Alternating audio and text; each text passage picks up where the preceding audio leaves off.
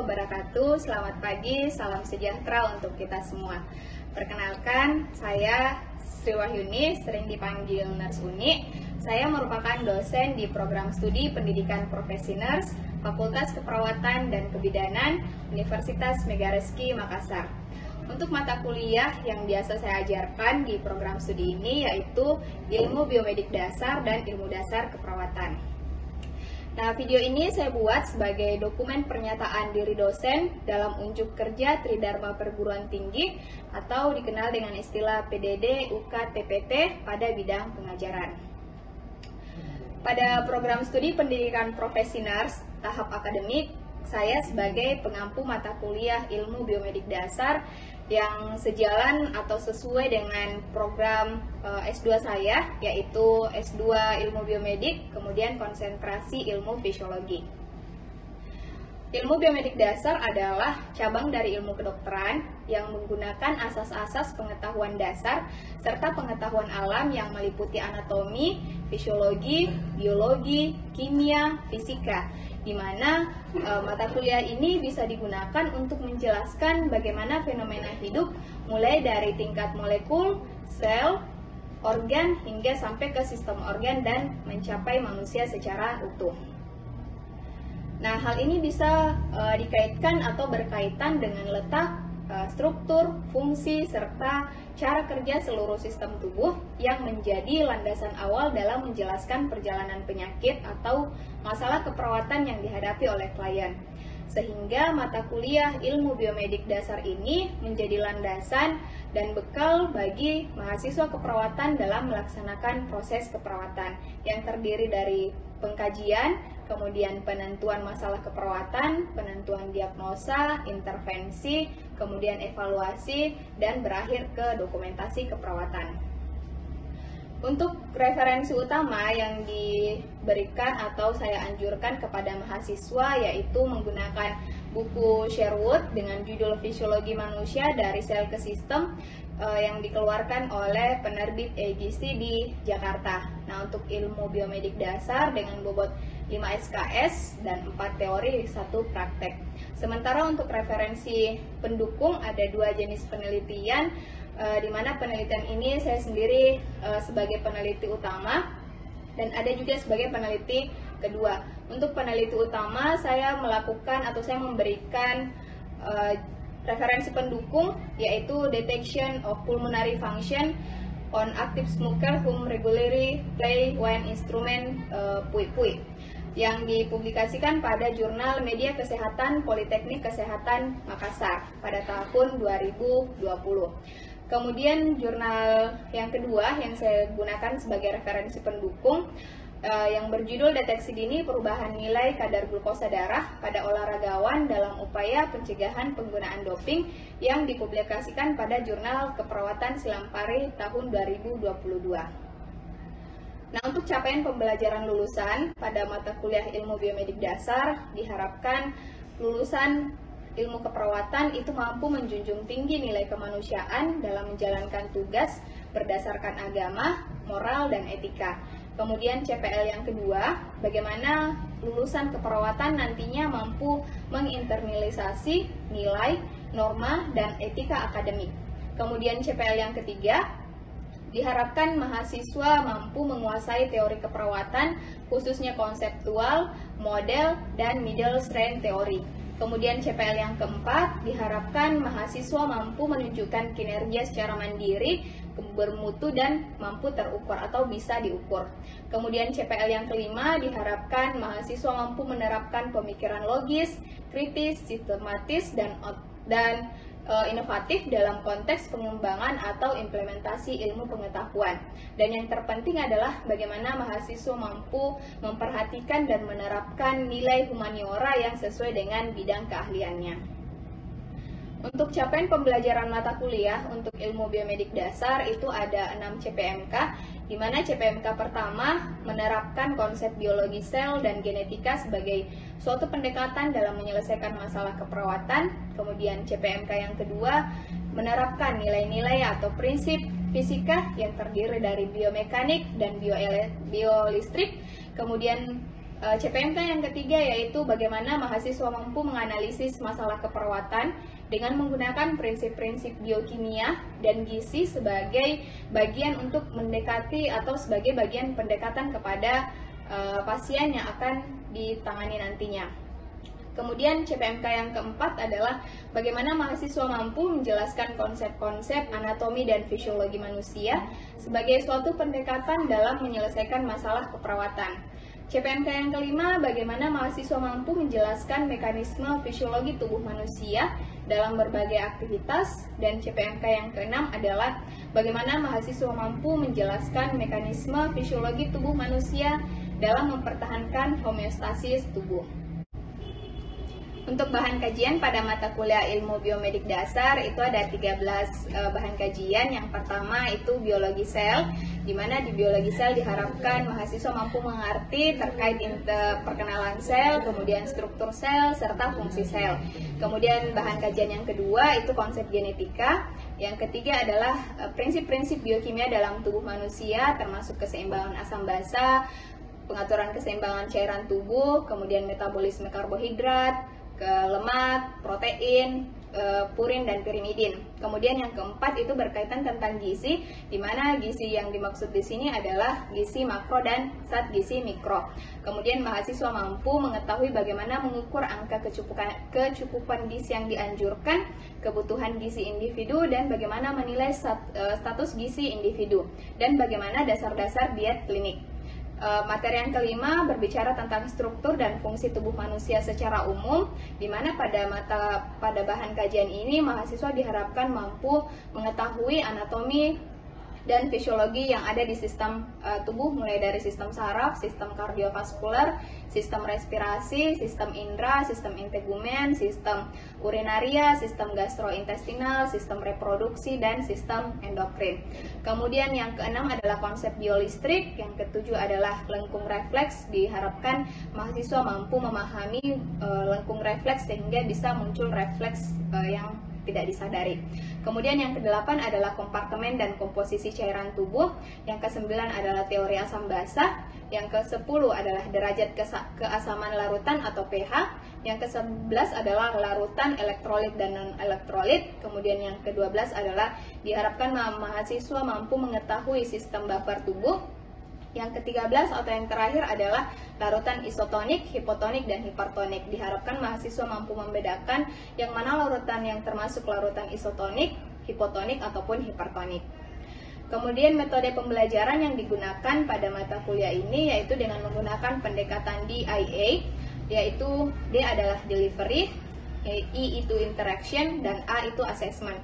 Di mana di delivery atau bagian D itu saya sebagai dosen akan memberikan materi terlebih dahulu, menyampaikan materi yang telah saya persiapkan. Kemudian di tahap I atau bagian I, interaction, saya diharapkan atau saya berusaha untuk bisa berinteraksi dengan mahasiswa, bagaimana saya bisa memancing, memberikan pertanyaan-pertanyaan yang bisa memantik pikiran adik-adik atau mahasiswa untuk mengujikan pertanyaan atau menjawab pertanyaan yang saya berikan. Kemudian yang poin terakhir atau A yaitu asesmen. Pada tahap akhir perkuliahan maka saya akan memberikan tugas yang bisa saya jadikan sebagai bahan evaluasi terhadap materi yang saya sampaikan pada hari itu. Nah, baiklah, berikut adalah video salah satu pembelajaran yang akan saya perlihatkan pada kali ini. Itu untuk materi pengaturan keseimbangan cairan tubuh. Selamat menyaksikan. Bismillahirrahmanirrahim. Assalamualaikum warahmatullahi wabarakatuh dan selamat pagi. Waalaikumsalam warahmatullahi wabarakatuh. Oke, baik. Dalam kesempatan kali ini kita akan mempelajari terkait pengaturan keseimbangan cairan tubuh, ya. Tapi kita harus ingat kembali materi sebelumnya bahwa tubuh kita ini tersusun, struktur terkecilnya adalah apa? Sel. Di dalam sel ada cairan atau tidak? Ada. Berarti kenapa kita harus mempelajari terkait keseimbangan cairan tubuh? Karena kalau tubuh kita mengalami ketidakseimbangan atau cairan yang ada di dalam tubuh kita tidak seimbang, maka proses metabolisme dalam tubuh juga akan terganggu, ya. Nah, yang harus diperhatikan selanjutnya adalah cairan tubuh itu berbeda berdasarkan tingkatan usia. Jadi pada bayi itu jumlah cairan yang ada di dalam tubuhnya sebesar 80%, ya.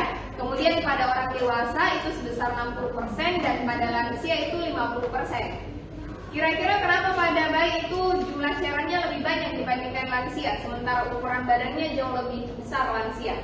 Ada yang mau memberikan tanggapan? Kira-kira kenapa bayi lebih banyak jumlah cairan di dalam tubuhnya, ya, bukan kebutuhannya. Tapi kenapa jumlah cairan yang ada pada tubuh bayi itu lebih banyak? Kerjanya bayi apa? Menangis, minum,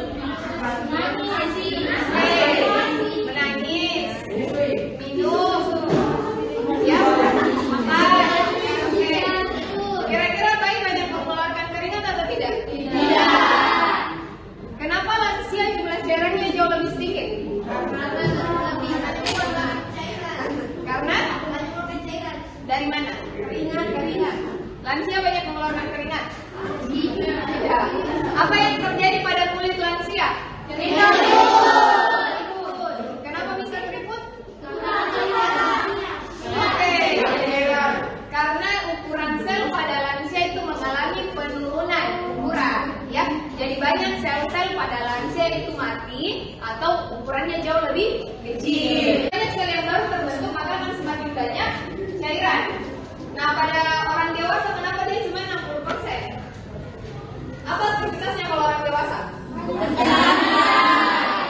Ya, jadi meskipun dia banyak aktivitas, meskipun ukuran badannya besar, banyak sel yang terbentuk masih utuh misalnya selnya, tetapi diimbangi dengan aktivitas yang lebih banyak, sehingga dia cenderung jumlah cairan di dalam tubuhnya itu berkisar 60%, ya.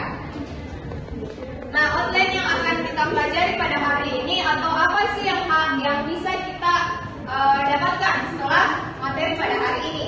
Pertama, adik-adik bisa mempelajari tentang konsep dasar cairan, ya. Cairan yang dimaksud di sini bukan cairan air minum, ya. Jadi bukan air yang biasa kita minum, tapi apapun benda atau sesuatu yang berbentuk cairan yang ada di dalam tubuh, termasuk darah misalnya, ya. Kemudian distribusi cairan, distribusi artinya kemana saja ini cairan, ya? Apakah hanya di darah saja atau di organ-organ lain? Kemudian komposisi cairan, kalau berbicara tentang komposisi artinya berbicara tentang apa? Oke, apa saja kandungannya, ya? Dia terdiri dari apa saja komposisinya. Kemudian pergerakan cairan tubuh, kenapa cairan tubuh ini bisa bergerak? Kira-kira dia prosesnya bagaimana? Kemudian faktor yang mempengaruhi kebutuhan cairan tubuh serta bagaimana kita bisa mempelajari perhitungan kebutuhan cairan tubuh, karena kita berat badannya pasti berbeda-beda sehingga memiliki kebutuhan cairan yang berbeda, ya. Jadi di akhir nanti semua harus bisa mengetahui berapa kebutuhan cairan dalam 24 jam, ya. Selanjutnya, apa itu cairan tubuh? Ya, ingat bahwa cairan yang dimaksud di sini adalah bukan air yang diminum, ya, tetapi segala sesuatu yang berbentuk cairan. Oke. Nah, larutan yang terdiri dari air atau pelarut, ya, dan zat tertentu yang berfungsi sebagai zat terlarut. Jadi kalau air itu dikatakan pelarut, sementara zat yang terkandung di dalam air disebut zat terlarut. Misalnya kalian bikin teh, ya, pakai apa? Pakai gula, terus pakai air. Jadi air sebagai pelarut, zat terlarutnya yang mana? Gula dan teh. Ya, gula dan teh. Karena itu zat yang terlarut di dalam air, ya. Jadi pelarutnya itu air, zat terlarutnya adalah zat yang terlarut. Zat terlarutnya adalah apa yang bercampur di dalam air. Oke. Air merupakan bagian terbesar dari komposisi tubuh manusia. Kenapa air yang paling besar komposisinya? Karena tubuhnya kita tersusun dari sel, ya. Nah, di dalam sel ada cairan. Oke. Nah, kemana saja itu distribusi cairan tubuh, ya? Kalau kita presentasikan, kira-kira cairan pada tubuh manusia itu paling banyak di mana, ya? Nah, di hati. Kalau di hati, kenapa kira-kira ada 85% jumlah cairan di hati? Apa kerjanya organ hati atau hepar? Proses apa? Jadi hati merupakan organ aksesoris dari sistem pencernaan. Ya, kalau bahasa awamnya kita waktu SMA mungkin hati berfungsi untuk menetralisir racun. Karena darah itu akan melewati hati. Zat-zat yang beracun maka akan dikeluarkan melalui usus halus dan keluar bersama feses. Berarti semua darah itu pasti akan melewati hati, hepar. Pernah makan hati ayam? Teksturnya bagaimana itu hati? Lembut, pahit. Oke, karena hati itu terkandung lebih banyak ada darah, ya. Jadi dia memang teksturnya padat tapi lebih lunak, ya. Jadi padat karena dia tidak ada rongga di dalam, tapi dia lunak. Kemudian yang kedua adalah paru-paru. Paru-paru kemarin fungsinya untuk apa? Pertukaran O2 sama CO2. Siapa yang membawa O2 sama CO2? Itu nama proses pertukarannya, ya. Yang membawa ini O2 sama CO2 siapa? Darah. Selanjutnya adalah komposisi, ya. Jadi komposisi cairan yang ada di dalam tubuh kita terdiri dari dua kelompok cairan. Ada cairan intraseluler dan cairan ekstraseluler. Ingat kalau ada kata intra berarti dalam. Kalau ada kata ekstra luar. Cairan intraseluler adalah cairan yang terdapat di dalam sel. Ingat bahwa tubuhnya kita tersusun dari sel, ya. Sehingga cairan intraseluler dia menyusun sekitar 70% atau sekitar 2/3 dari total body water. Jadi 2/3-nya total cairan yang ada di dalam tubuh itu adalah cairan intrasel, ya. Kemudian cairan intrasel menyusun sekitar 40% berat tubuh. Jadi kalau ada yang berat tubuhnya 100 kg misalnya, ya, berarti 40 kilonya itu adalah cairan. Seperti itu, ya. Kemudian yang kedua adalah cairan ekstraseluler. Ekstra berarti luar. Oke. Cairan ekstraseluler adalah cairan yang terdapat di luar sel dan menyusun sekitar 30% total body water. Meliputi cairan intravaskuler, cairan interstisial, dan cairan transseluler. Nukleus itu apa? Cairan yang berada di dalam sel disebut cairan intraseluler, ya. Ini cairan intrasel atau intraseluler itu cairan yang berada di dalam sel. Kalau cairan ekstraseluler berarti di luar sel. Ada berapa tadi cairan ekstraseluler? 3. Pertama adalah cairan intravaskuler. Ini, ya. Cairan intravaskuler adalah cairan yang berada di dalam pembuluh darah. Berarti darah, ya. Itu jenis cairan ekstraseluler yang pertama. Yang kedua adalah cairan interstisial. Cairan interstisial adalah cairan yang berada di antara sel. Oke. Kemudian cairan yang ketiga adalah cairan transseluler. Cairan transseluler adalah cairan yang berada di rongga-rongga khusus tertentu atau di rongga-rongga tertentu. Contoh yang pertama, cairan yang ada di jantung, ya. Nama cairannya adalah cairan perikardial. Nah, cairan perikardial ini berfungsi untuk melumasi jantung sehingga ketika dia berdetak dia tidak bergesekan langsung dengan organ yang ada di ginjalnya. Oke. Ginjal itu sebagai pengatur utama keseimbangan cairan yang menerima 170 liter darah untuk disaring setiap hari, ya. Jadi kalau kita anggap bahwa ginjal itu dalam kondisi sehat, dia bisa mencuci darah kurang lebih sebanyak 60 kali dalam satu hari. Tapi kalau orang dalam kondisi yang sakit, maka maksimal itu bisa dicuci darahnya kurang lebih 3-4 kali dalam satu minggu, ya. Jadi ginjal itu dipersepsikan atau di bahasa sederhananya adalah sebagai pencuci darah. Produksi urin untuk semua usia itu 1 ml per kilogram berat badan per jam. Jadi kalau kalian ada yang berat badannya 50, berarti jumlah urin yang diproduksi oleh tubuhnya kalian adalah 50 ml dalam 1 jam. Ya, jadi kalau kalian tidak buang air kecil dari jam 8 sampai jam 10, berarti ada 2 jam, ya. Berarti kalian akan menghasilkan urin sebanyak 100, ya, untuk yang berat badan 50. Kalau misalnya jumlah urinnya berkurang, berarti jumlah asupan cairan yang masuk sedikit, sehingga sedikit juga yang dikasih keluar. Kemudian pada orang dewasa produksi urin sekitar 1,5 liter per hari, dan jumlah urin yang diproduksi ginjal dipengaruhi oleh ADH atau antidiuretik hormon. Ada yang sudah buang air kecil pada hari ini? Kira-kira di batas warna apa? Paling atas atau paling bawah? Paling atas.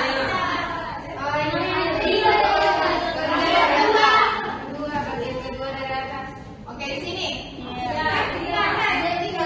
Ya.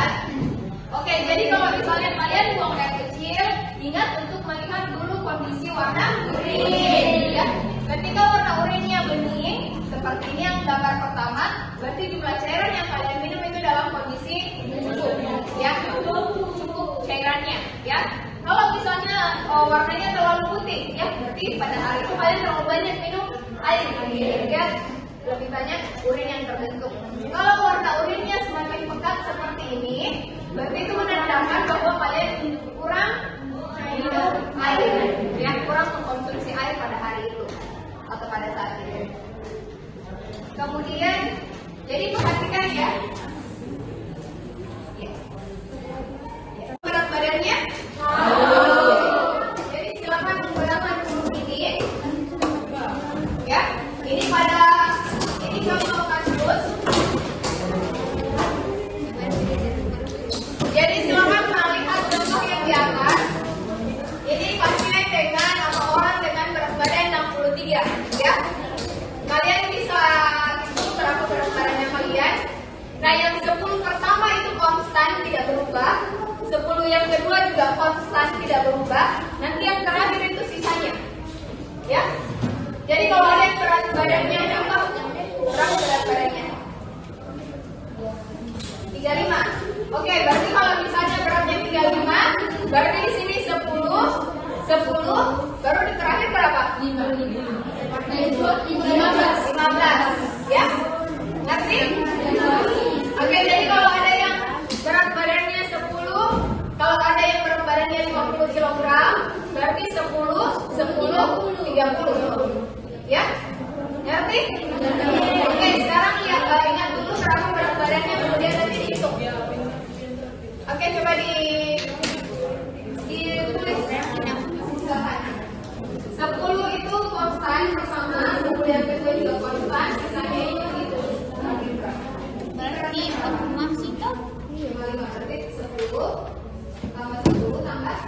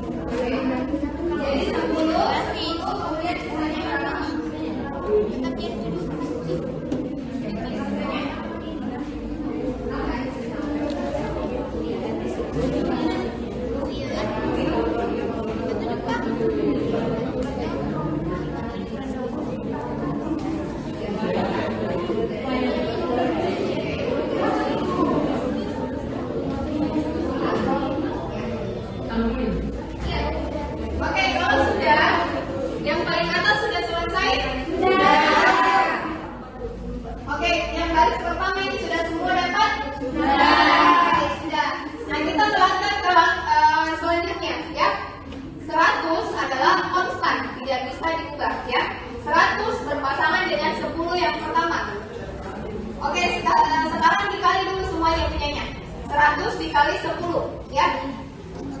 Hasilnya 1000. Oke, ini sudah semua pasti ya? Oke, langkah selanjutnya adalah 50 itu juga konstan, dia berpasangan dengan 10 yang kedua. Berarti hasilnya? Oke, 500. Sudah semua?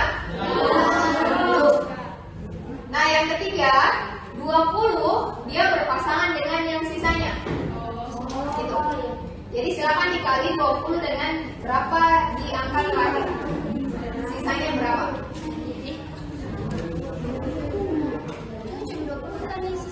20 dikali sisanya. Sudah.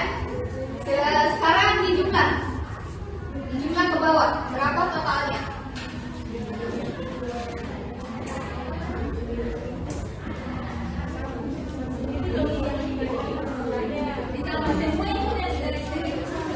Tambah 1000 ditambah 500 ditambah berapa hasil kalinya di bawah sini? Ada yang sudah? Sudah. Hasilnya berapa? Oke, ada yang dapat 2040. 2800. Terima kasih atas kesempatan yang telah diberikan. Perkenalkan saya Adinda Nadia. Pertanyaan saya, Nurse, kan kalau banyak minum berarti banyak cairan yang masuk di dalam tubuh dan itu menyebabkan pipis terlalu sering. Tapi kenapa, Nurse, kalau misalkan kita minum kopi jumlahnya sedikit tapi tetap sering pipis, Nurse? Oke, terima kasih untuk pertanyaannya. Jadi kalau misalnya banyak mengkonsumsi minuman yang manis, ingat ya, kalau terlalu banyak mengkonsumsi minuman yang manis, berarti minumannya kental atau encer? Kental, ya. Jadi untuk menyeimbangkan minuman yang kental yang ada di dalam tubuh, maka dia akan menarik cairan yang ada di dalam tubuh, supaya cairan yang kental ini jadi seimbang. Sehingga itu akan membuat jumlah urin yang keluar itu jauh lebih atau jumlahnya tetap banyak. Karena minuman yang manis ini, atau yang terlalu manis ini akan menarik cairan yang ada di dalam tubuh untuk keluar, sehingga dia dalam kondisi yang seimbang. Kalau cairan yang kental juga yang keluar, maka dia nggak bisa lewat di glomerulus sama kapsul Bowman, karena yang bisa lolos untuk di penyaringan ginjal untuk membentuk urin adalah yang molekulnya lebih kecil atau yang cair ceritanya. Kalau yang kental itu tidak akan bisa keluar, sehingga dia membutuhkan cairan yang ada di sekitarnya sehingga dia bisa jadi lebih cair. Jadi perhatikan ya, ketika kalian mengkonsumsi minuman-minuman yang efeknya ternyata, kenapa setelah saya minum ini terlalu sering tak buang air kecil, berarti minuman itu terlalu banyak mengandung glukosa. Ya, perhatikan kalian ini masih muda, ya. Angka penderita diabetes itu di Indonesia sangat banyak karena memang pola hidup di Indonesia itu terlalu banyak kandungan glukosa. Ya, misalnya makan nasi, lauknya pakai perkedel, makan mie pakai nasi, ya, makan sayur pakai kentang. Nah, ini semua sumber karbohidrat, ya. Karbohidrat nanti akan dipecah menjadi glukosa, gitu. Jadi kalau misalnya kalian pola hidupnya terlalu tinggi glukosa, nanti di masa tua nanti akan terlalu rentan terkena diabetes. Ya, jadi harus dijaga baik-baik. Ada lagi yang mau bertanya? Hari ini cukup sekian kita belajar terkait pengaturan keseimbangan cairan tubuh. Harap untuk selalu mengulang-ulang materi sehingga akan lebih mudah ya dihafalkan, dan untuk pertemuan selanjutnya untuk mempelajari terkait konsep biolistrik pada tubuh manusia. Ya, biolistrik.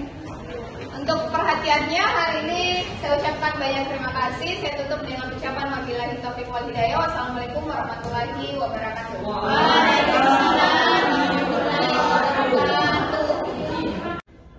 Baik, itulah tadi salah satu video pengajaran saya yang saya buat sebagai dokumen pernyataan diri dalam unjuk kerja Tridharma Perguruan Tinggi atau PDD UKTPT pada bidang pengajaran.